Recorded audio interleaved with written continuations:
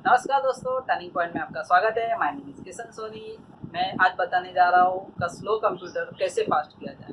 तो सबसे पहले आपको बेसिक कॉन्फ़िगरेशन देखना है कि आपका सिस्टम का कॉन्फ़िगरेशन क्या है, क्या वो आपकी रिक्वायरमेंट के हिसाब से फुलफिलमेंट है या नहीं है। क्योंकि जब आप बाय करते हो तो आपके लिए वो स्पीड होता है इस टाइम पे, बट कुछ सालों बाद आपको ऐसा लगने लगता है ये बहुत स्लो हो गया है।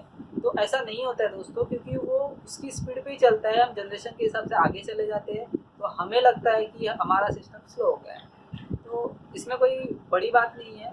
सबसे पहले दोस्तों लोग देखते हैं कि मेरा हार्ड ड्राइव भर गया है। अगर मेरा हार्ड ड्राइव भर गया है तो उससे मेरा सिस्टम स्लो होता है, तो ये टोटली रॉन्ग है। हार्ड ड्राइव अगर भरता है तो मिनिमम 20% खाली होना चाहिए। अगर 20% खाली है, कोई भी हर एक ड्राइव में अगर 20% खाली है, अगर वो स्पेस खाली है तो आपका सिस्टम स्लो होने का कोई चांस नहीं है। सिर्फ आप टेम्पोररी फाइल वगैरह उड़ा दीजिए।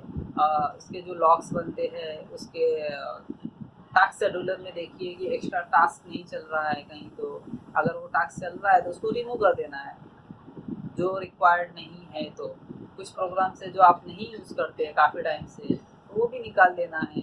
और आपको माय कंप्यूटर में जाके सी ड्राइव के ऊपर राइट क्लिक करके प्रॉपर्टीज में जाके आपको डिस्क क्लीन अप करना है और सारी चीज़ों को टिक करके उसको क्लीन अप कर देना है। अगर उसके बाद भी आपको लगे आपका सिस्टम स्लो चल रहा है तो आप देखिए आपका रैम कितना है, आपके ओएस के हिसाब से आपका रैम है या नहीं है।